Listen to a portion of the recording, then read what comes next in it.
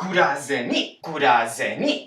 So I just finished watching what I guess is not the second season, but the second half of the first season of Gurazeni. Gurazeni first aired in the spring season, took a break during the summer season, and continued its run during the fall season. It just finished yesterday. I just finished binging the show right now. And I guess my overall first impression isn't all that different from my first impression of the first part of the series. What I really liked about the first half of the first show was that Gurazeni looked to be like a kid's show about adult problems, which is this like really cool reversal on what I expect kid shows to be. Like kid shows always talk about kid problems, but often talk them up in a way that adults will find entertaining. But Gurazeni does something different by inserting ideas about finance and daily life and like really tedious adult stuff and explaining it to the 7, 8, 9 year olds that may be watching in ways that adults will find entertaining because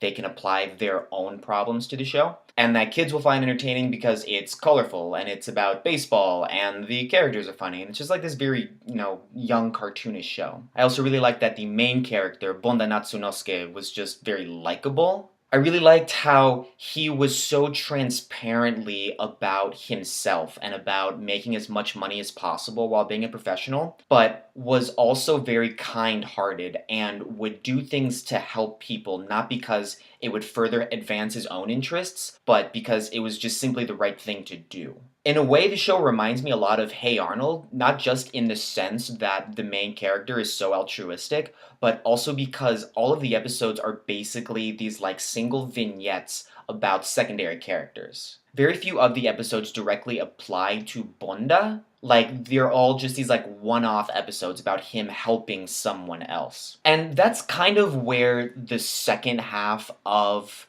this series, show, season, however long this lasts, kind of caught me off guard. The second half of the first season begins with this 4-episode arc about this minor league baseball player. And it's a fairly interesting arc, but it probably didn't deserve more than 1 or 2 episodes. I found myself checking my watch figuratively. I don't really wear a watch, but it just kind of got tedious and boring. Immediately after, there is this episode that takes place at a radio studio where Bonda accidentally gets too drunk and starts to reveal some of his innermost feelings about Japanese baseball. You can tell that he has some very anti-establishment sentiments about his bosses and about the people who run the sport, which they make it seem as if it's just this one-off thing, but those come into play later. At the end of the previous season, we finally got Bonda in contact with his crush Yuki, who works as a waitress at a local restaurant. And a couple episodes in this season expand upon their relationship, though they don't really make any strides about the relationship. I find myself rooting for Bonda and Yuki to get together because Bonda is the main character and I like him so much.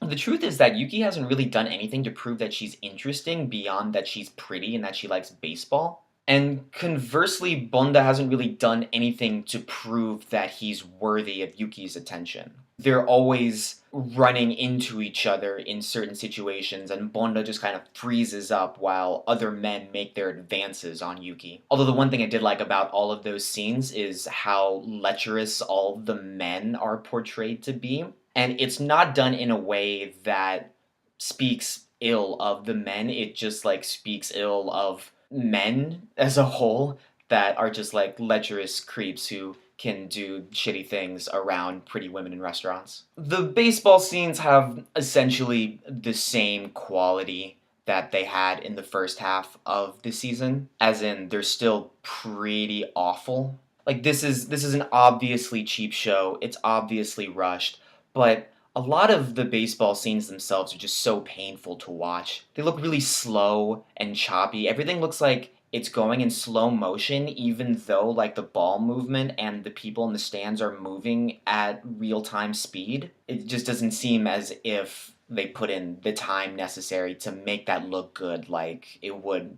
for Ace of Diamond or Major, for example. But despite the bad in-game animation, one thing the second half of the first season did better than the first half was create these like really beautiful landscapes. Like, you see these gorgeous landscapes of nighttime Tokyo and of Mount Fuji, and not just of like natural landscapes, but also of baseball stadiums. Like, I haven't gone back and looked very thoroughly, but I believe the first half of the first season didn't really do much beyond Jingu Stadium in Tokyo, where the fictional spiders play. Not only do we get good shots of Jingu Stadium, and not just the inside of the stadium, but the concourses and the bleachers and the parking lots outside, but we also get really detailed tours of other stadiums. We go to Tokyo Dome, we go to Fukuoka Dome, we go to Koshien, we go to Nagoya Dome, and we even get this aerial shot of Sapporo Dome that looks gorgeous. And we don't even go inside Sapporo Dome. They don't even play a game there.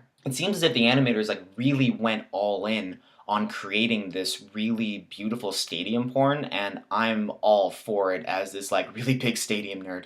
But beyond the landscape shots and following Bonda and all the stuff that I found charming about the first half of the season that made its way into the second half of the season, I didn't feel as if the second half of the season did anything different from the first half to distinguish itself or to show that it had an improvement until the final 2 episodes, which are the final 2 episodes regard contract negotiations for the players. Now, this is a show that is very much obsessed with money, but hasn't really gone into the details about how the players go about getting that money. And in that case, this show has become really educational for me because I had some understanding about how players in Japan sign contracts, but I didn't really understand the players' lack of agency and all of the leverage put on the side of management until I watched these final 2 episodes. These players are representing themselves in negotiations. They don't have agents to lean on, and they have to take essentially what the management gives them with little hope of negotiating for a better contract. And especially since these contracts are often year by year, you get these players that kill themselves every offseason just to get a chance at an extra few million yen. And it not only reveals how much leverage management has over the players, but it also reveals how archaic some of their systems of measurement are. This episode tries to demonstrate how often clubs will pay for past performance instead of future projections. And so Bonda, understanding that his future projections outweigh his past performance, has to try to negotiate for a better contract with what little leverage he has. And he finds leverage, and it's stupid. It's the stupidest leverage I could possibly think of, but it's hilarious, and he finds a way to get an extra 1 million yen tacked onto his salary. And it's great. It's this really shining moment. It's this uplifting time when we get to see the main character finally get what he wants. Until the management reveals in a side note that the 1 million yen that Bonda so painfully extracted from them doesn't really mean all that much in the grand scheme of things. To Bonda, it means a lot because that extra 1 million yen can double if his performance turns out the way he wants to next season. But to management, it doesn't mean all that much when they have 100 million yen players on their roster. It's this really complicated ending where you see the main character get what he wants, but you also see management at their worst exercising so much leverage without any hope of the players gaining more power. I can tell that this is the show's wheelhouse. Having Bonda talk about money and contracts and finances. The best possible course for this show is to watch Bonda become a sports agent in Japan or somewhere else. And honestly, I don't know if we're going to get that far. Like, I'm amazed this show got 13 more episodes to begin with. It must have some modicum of popularity in Japan because it is not watched over here. And honestly, that's fine. If this is the last we get of Gurazeni, I'm not going to be sad. I would like to see more. If we can get 13 more episodes sometime next season, I wouldn't complain. But I think this is a good little show.